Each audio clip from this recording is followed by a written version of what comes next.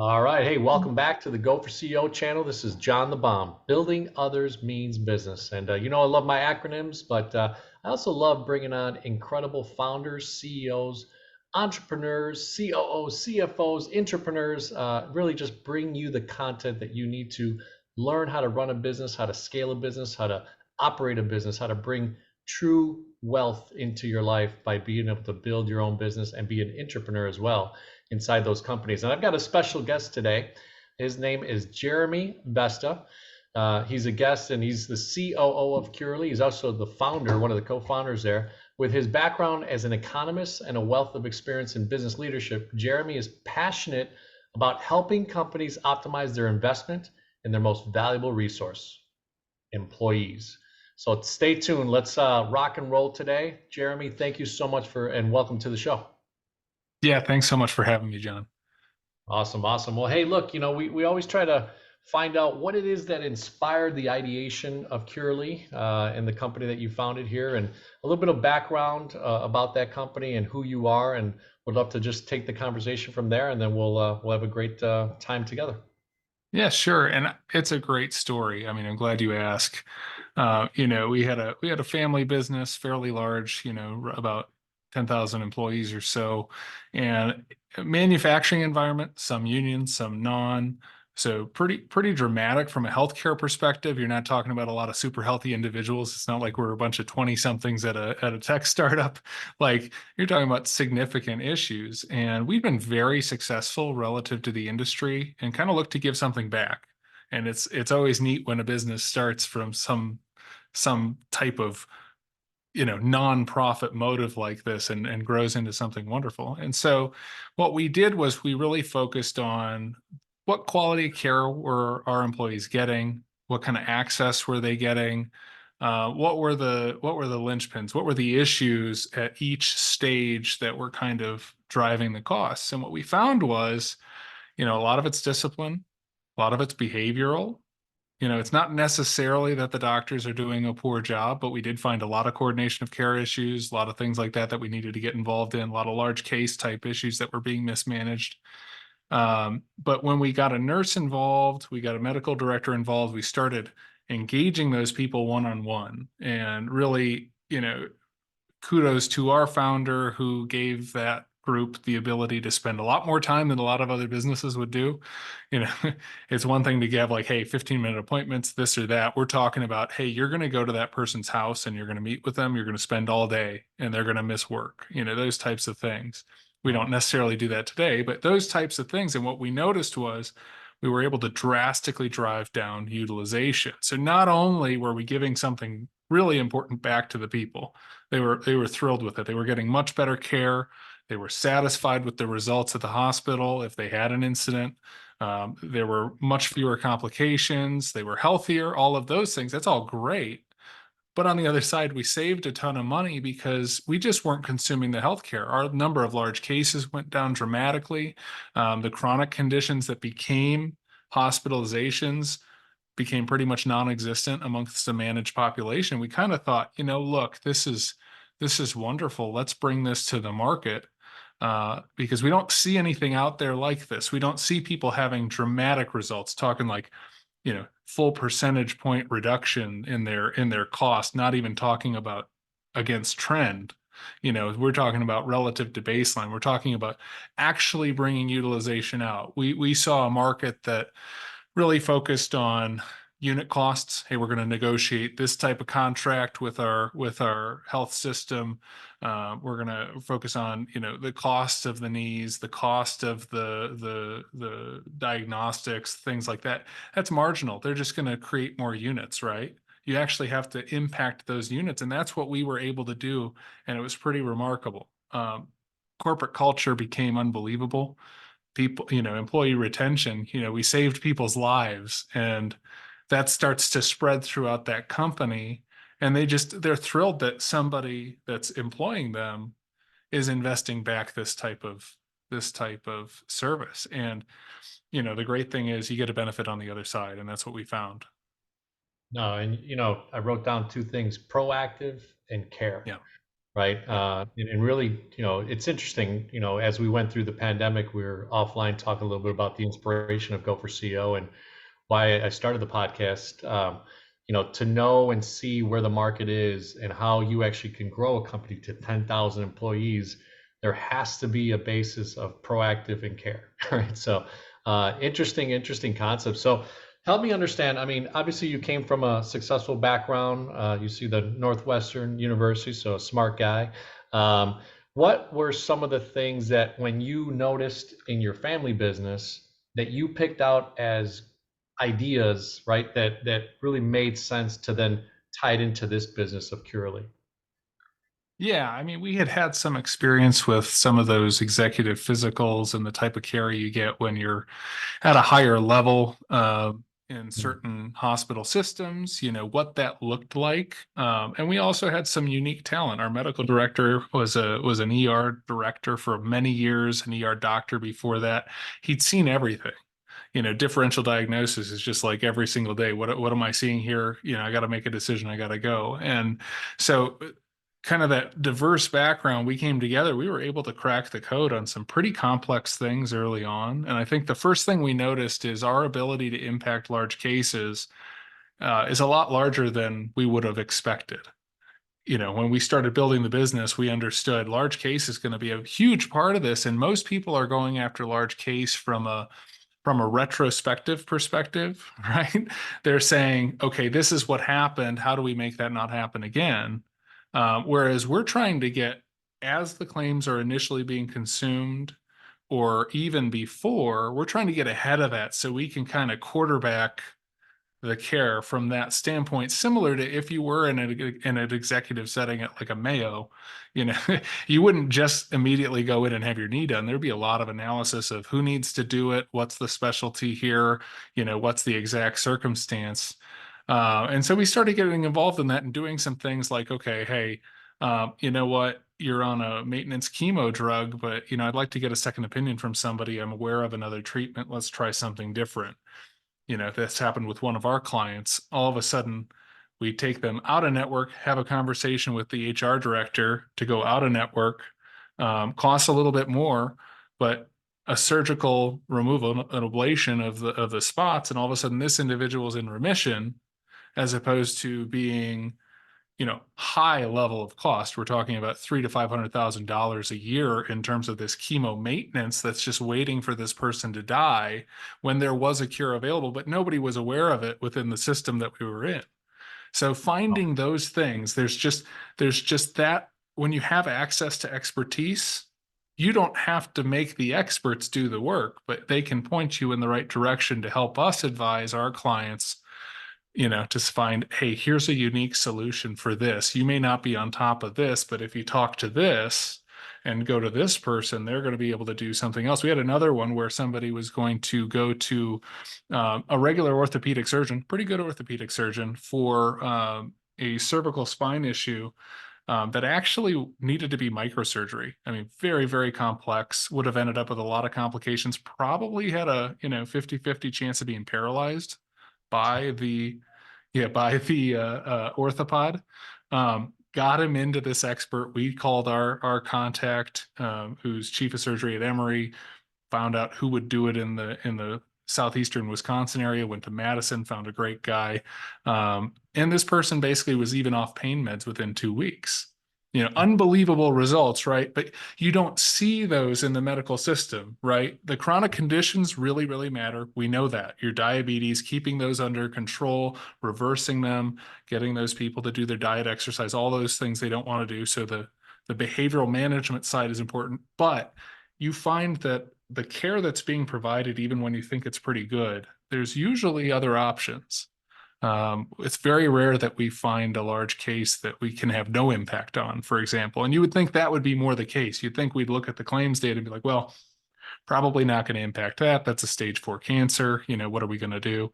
But there's always little wrinkles. And I think that's what is so exciting about what we bring as non-medical people into the medical world is that creativity. We're looking at things in a different way than your hospital system is, than your insurance company is, than some care provider would be. Interesting. It makes me think a lot about capitalism and trying to figure out different ways, right? What solutions are you bringing to a problem, right? And it sounds like Curally and your team really have thought out some well thought out things. I wrote down also advocate.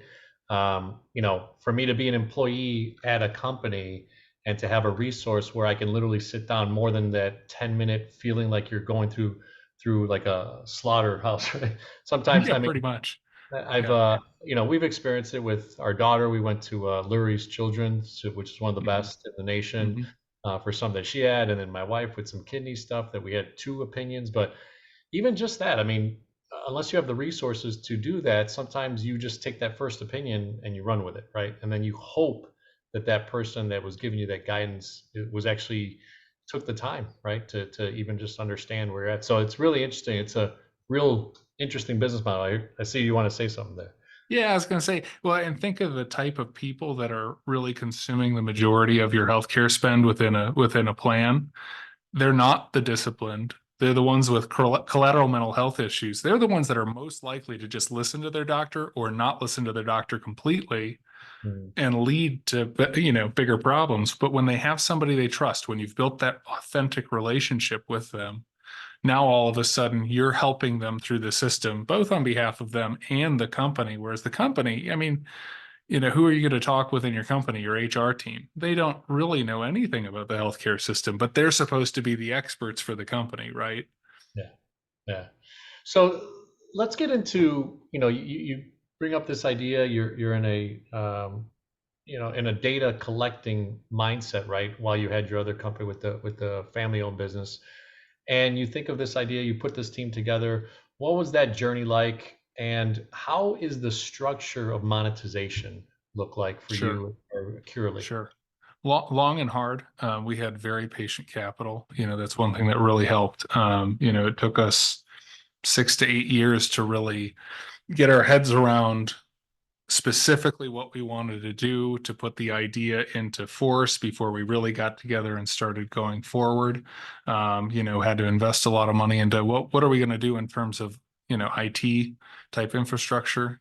Need an app, need some environment where the employee can or the member can engage, and you got to have a value proposition. Initially, because of our results in the Northeast Wisconsin area and throughout the country with our initial company, we thought, percentage of savings sounds great. But when you get into that, you start to think about, okay, now you got to hire like a Milliman to do some analysis or an outside statistics company. And then there's a lot of gray area, right? Now you're talking about this is expected spend versus what's expected spend? Would it have been this year and 2 years and 5 years? It becomes really hard to work through that. And you don't have a lot of control yet over that company when you first start out. You're just building that relationship too. So what we came up with is, looking at kind of a PMPM or a flat fee based on membership, based on risk. We look at their claims, we look at that. Here's what we need to make this attractive to us.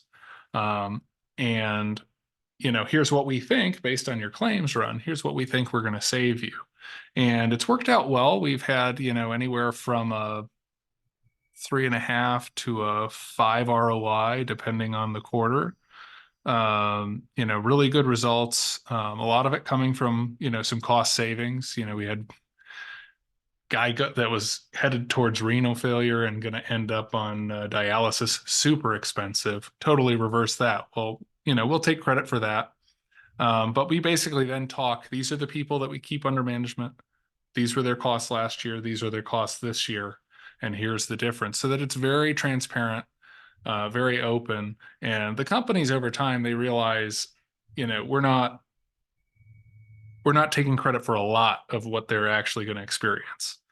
We had a client this year that was able to keep their premiums unchanged, compared to last year, which I'm not aware of anybody that's been able to do that in Yeah, my world. yeah, Because basically we had stripped out a lot of that utilization they were previously experiencing. Um, And so then it looks really good. You have a great relationship. You grow on that. You can upsell other business arms, things like biometrics. We find we're getting creative in some of those areas where we're finding, hey, everybody hires a biometric. They're usually very expensive. They're usually a venipuncture type thing where you're taking a blood draw. You don't need any of that data to really manage their health. You need a few basic things, a height, a weight, an age, a blood sugar, which you can get from a simple glucometer, a total cholesterol number if you want, and a blood pressure. You can do all that on the spot, very inexpensively with a team of nurses, and not have to bring in a phlebotomist, not have to send things off to a lab. And frankly, that's all we're going to use. So when we partner with the company, that looks better. So you upsell them on those services, you get a little bit more on that. We've looked into partnering with couple different apps that we can bring in and white brand that will be kind of multiplicative, where they have an impact on their own, but when you combine it with the relationships we build, now it's enormous. That's kind of how we look to grow our business. Is, you got a hub and spoke. You develop the relationship with that business. You kind of become almost indispensable, because if they let you go, all of those people under management are going to go right back to consuming. Mhm. Yeah, it's kind of the beauty of what we do. We never let anybody leave management, because at some point they're going to get undisciplined again, right? So you got to be there for them. Well, if you lose Curally, now you've lost that relationship that has really worked to keep them healthy. So what are they likely going to do? Over time, they're going to have an event. They're going to have a depressed weekend. They're going to have something where they're going to start that cycle again. And within a very short period of time, it's actually remarkable. I mean, some people, it can be even 6 months. They're right back in the hospital. They're having issues, and it's all over, right? So then you're going to experience quite a bit of increase. So we just scale it that way, build it out. You add hubs and spokes all over, and then you can go to other regions and grow the business. It's interesting. You're bringing up a lot of accountability, right, with the employees, with the executive teams that want to be able to show a proactive care Yeah. approach with their employees. What are some of the things that have been challenges for our Go for CEO community? We're always talking about scalability, operations, technology that you've been able to implement. hmm Because how old is Curely up to now? We got our first client in 2016. Okay, so Yeah. what, 8 years. Yeah. So most companies, it's those first 2 to 5 years, right? It's hard to kind of Right. get through, break through. It sounded like you had Yeah. some financial backing that allowed you some breathing room, some Yes. Yep. some some burn rate, right? So Yes, to exactly. be able to do things. So tell us about the scalability side, because it does seem to be an intense business where, if you It get three is. Yeah. or five clients that have, I don't know, 500 to hmm 10,000 employees like your company had, what does that look like in this workplace, in this marketplace that we're having challenges with labor for you guys, for Yeah. Curely? I mean, the beauty of it is you don't have to manage that many people. Okay. So that's really where it's at. We're not going to manage the whole population. That'd be silly, right? When we go in there, we'll offer something, for everybody within their population, because everybody wants to have some kind of touch for everybody, so it feels like a benefit for everybody. But the reality is, it needs to be a benefit for about 15% of the people, and even within that, you're not going to get them all at once. Hmm. So, you can achieve, $1 million plus savings to a plan with 50 people under management, and grow it from there.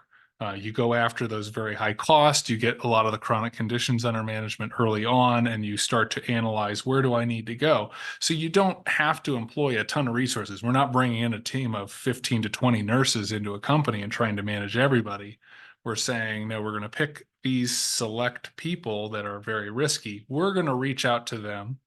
We're going to cold call them, show up at work, get to know them, give presentations, do a lot of internal PR, so that they'll join us. So we're self-selecting our participants, as opposed to waiting for them to come to us.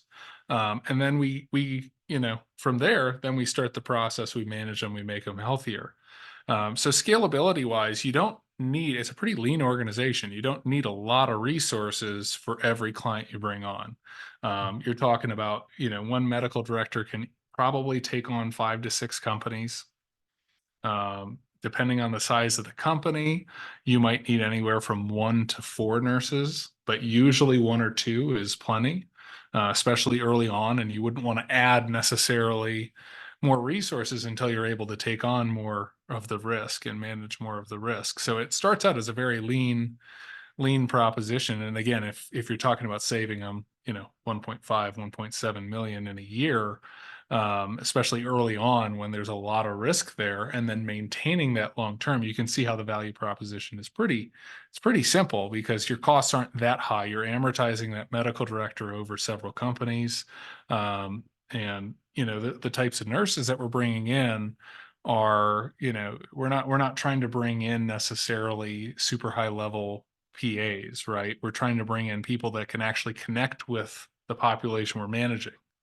A lot of home health nurses, things like that, where they have a unique experience where they have the ability to form relationships with people. That's what we need them to do, not necessarily handle all the clinical, because the medical director is going to drive a lot of that, but we need them to be able to really make and form relationships with those people. So, and this is more of a selfish question because I have some Yeah, assisted living and primary care clients in my side of the yeah. world outside of the Go for CO. When you're saying that, so is it primary care then that you technically take over, or? Nope, we don't even take over. So we provide no care. So we totally avoid any of the liability insurance or any of those issues.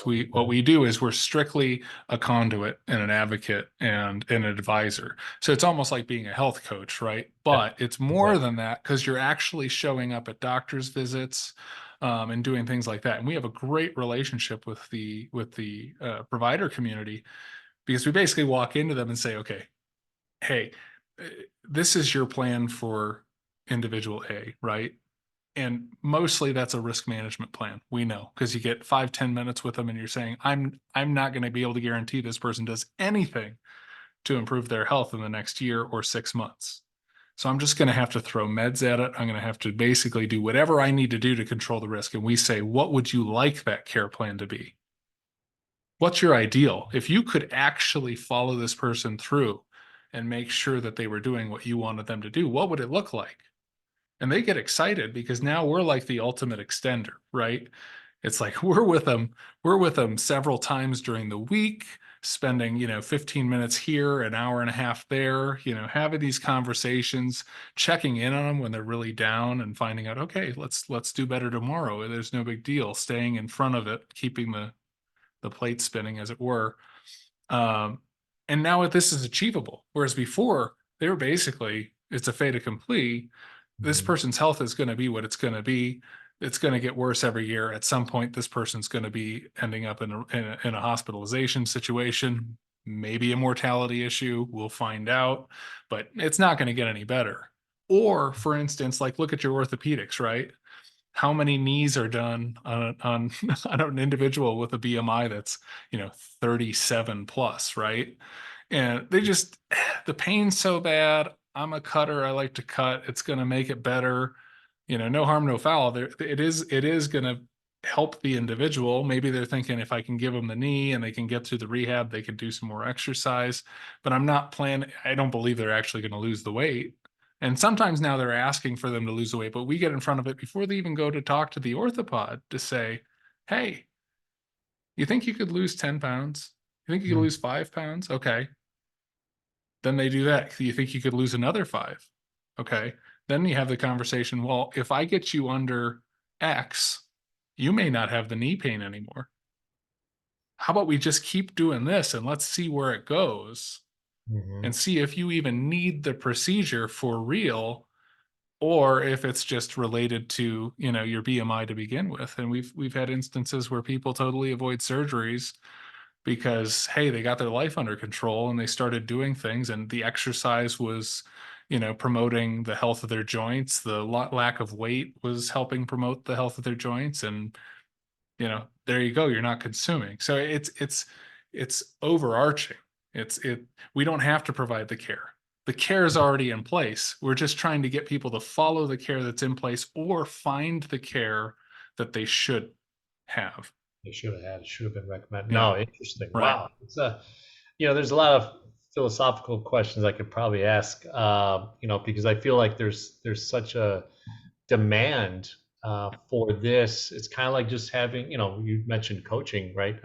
Yeah, Met much of the marketplace over the last 5-10 years, and there's a lot of flood of these people that are coaches, but your yeah, business model really creates this really dynamic way of using yeah. the mindset of coaching that person, and then having the company basically sponsor it as an employee benefit, right? So it's Well, and pretty who joins coaching? It's the disciplined people that join coaching. I could see you yeah, joining a coach to fix some, maybe you have some shoulder pain. Okay, I'm going to be proactive and do my own physical therapy so that I don't end up with a shoulder surgery. I those people already do that. We're going after the lowest common denominator in every population. These are the people that don't have good support systems. They have, undiagnosed or even diagnosed and not controlled depression. Um, they have very poor eating habits, largely in relation to their depression. Their life situations aren't exactly fantastic. Like they're not, you could bring in a coaching type product into a company, but none of these individuals are going to sign up for it no. because they don't want to be seen. They don't want to be held accountable.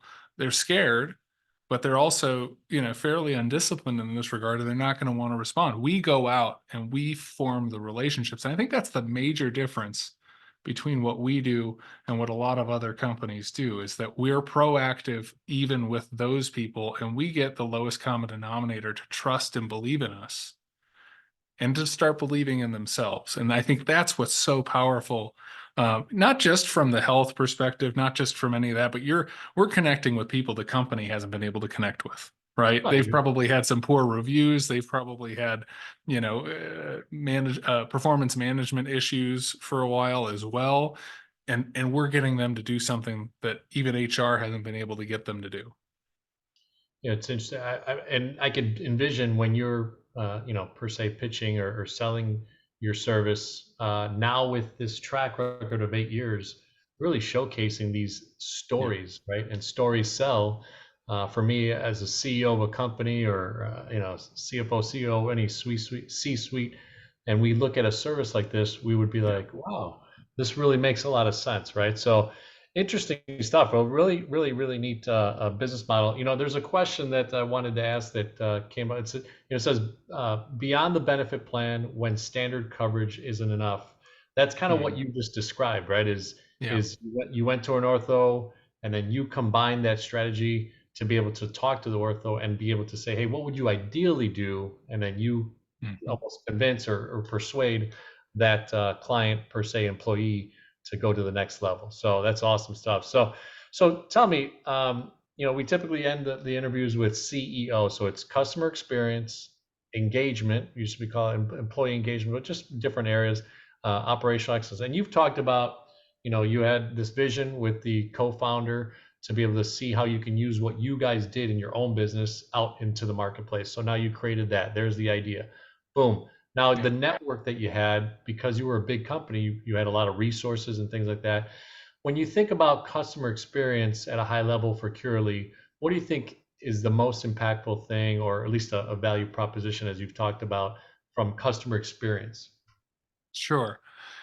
I think it's the fact that we go above and beyond. You're going to find in any given population that we're going to save some lives, like legitimately save some lives, as I've talked about. I told you before the show we prevented a suicide just a Uh, couple weeks ago. Something that's totally outside of the medical sphere, but it's what happens. And I think the thing to note from a customer experience perspective is we're totally embedded in your population. We're totally invested in what we're going to do for your company. So there's really no limits. You want us to come in and give a presentation that talks about diabetes. Well, we're going to do it in a way that's interesting and doesn't bore the heck out of your people because we know we got to keep their attention. We're going to find an angle that's hot, right? We're going to talk about Ozempic or something, but we're also there to support your goals. Like, what are you trying to achieve throughout your population, right?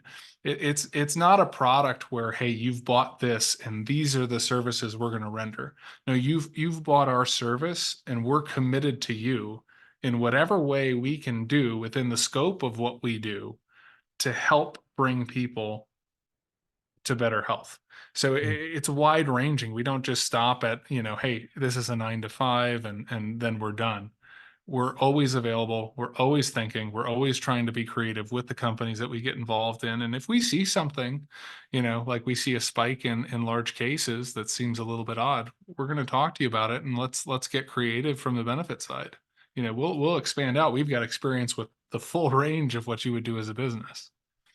That's so interesting. Interesting. Yeah. I mean, I kind of thought came through my mind as far as being a charitable organization, right? I Yeah. feel a lot of the things that you're sharing come from a charitable organization mindset, yet you're in a Yeah. for-profit business and trying to marry those two activities into the marketplace, right? Into these Mhm. clients. So really cool stuff. So E is for engagement, and it Yep. could be your vendor network. It could be obviously your clientele. It could be the Yep. employees that you've been able to surround yourself and become a team. What do you think from your perspective, Jeremy, is really Yeah. a high level of engagement? What's so cool about what we do is from an engagement perspective, we know the employees that we work with better than anybody in the company knows them. We get embedded so far that we actually have almost more influence than, say the HR team or their managers or anything. So there's such a high level of engagement and there's such a high level of participant satisfaction. Our satisfaction scores, we do some surveys and things. They're regularly right at the top of the scale, just within a margin of error. Rarely get any negative comments at all. People are thrilled with this product. So it's something that makes the company look really good because you invested in this and everybody's very happy that it's there. It's lowering your costs, but we're also really getting to know your people, and we can sometimes make you aware of some things, even before you're aware of them. We're aware of some things happening, or this person's going to be going on leave, or this is happening because I talked to them, and hey, you might want to help them through this, or by the way, you're turning 65 next year. Let's talk about Medicare. That plan might be cheaper for you than the company plan. Let's get proactive with that because that helps everybody. Those types of things. It's a very high level of engagement, and it's total engagement. We get involved in the whole person, which is what's so cool. It's super dynamic. It's very, very interesting. I'm very, very curious, and I hope the Go for CEO community, Yeah. you could take this from your small business to a medium-sized business to a large business, and just the thought and the mindset that Jeremy and his team have been able to put together and infiltrate the marketplace with this type of mindset is really kind of a world changer, right? It's making a big difference into the world of the marketplace and business world itself. So last thing is operational excellence. A lot of times we grow a business and we need to adapt to the next system. Mhm. A lot of small businesses start with EOS, right? And if they run with that the right way, they've learned the right way to operate their business. I know we didn't hit too much of this piece of the puzzle, but Curally and what you've been able to do with your executive team and leadership, what do you Yeah. think of some operational excellence components that you put together? You have to think about the growth plan from the start and what it's going to look like. It's not going to be correct. You're going to learn a lot of things along the way that aren't quite what you thought they were. You're going to make some pivots, some changes, but if you don't have a framework, you're just going to go into it. And I would say both from a management of your personnel standpoint and from a data management standpoint, those two things, if you're not thinking about the future from those two perspectives, you're either going to have data that's absolutely unusable and you're going to be hiring a lot of summer interns to clean it up long term. You got to think about how is this all going to work together? What could I possibly be using this for in the future? And you'll be surprised, things you don't think are valuable in 5 to 6 years, that's now a KPI and something you're watching very closely. But also from the personnel standpoint, you've got to establish, and it's easy when it's a small family run or a smaller business with fewer employees. You know everybody. So the management is much more ad hoc. Your interactions can be more conversational. Systems don't need to be in place. But if you've got now 40 employees or 500 employees, now systems become important. So you need to set the precedent of how those systems are going to be and how that management process is going to look before you get there. Because if you get there and you've got 40, 50 employees and now you're going to try to change things, that's going to be a lot of work. And it's going to be you as the business owner or manager that's going to be doing all of that work. So save yourself some time, think ahead. You're still going to make some mistakes, but at least then it'll be closer to what it needs to be when you get there. Well, they say systems, save yourself time, energy, and money, right? So Yeah. Yeah. I love it. I love it. So, Jeremy, thank you so much for being a part of the Go for CEO channel. I think it's a lot of value that you brought today. And, I hope that people engage with this. If you haven't, smash the like button, smash the like button on YouTube, or if you're on Spotify right now or on Amazon Music or iHeartRadio. Would love to have your comments and share back with Jeremy what you thought about this interview. Jeremy, also, to end the interview, is there ways that, or what ways would you recommend for someone that maybe come across this video and interview that wants to engage with Curally, that wants to be able to get a hold of you? So social medias and any way that you feel would be best. Yeah, you can always reach out on LinkedIn and things like that. If you go to our website, curally.com, there's an engagement portion where you can reach out, provide your contact info. That stuff comes pretty much right to our team, and we'll get back with you, and we'd love to chat. Awesome, awesome. Well, hey, Go for CEO community, take a listen. Repeat this type of interview a few times when you're listening in your habits and you're driving around. And I think what Curally has done is really a blue ocean, right? They're creating some really neat things into the marketplace, and super excited that we were able to have you on, Jeremy. So thank you so much for being a part of the Go for CEO community. Honored to be here. Thanks so much for having me.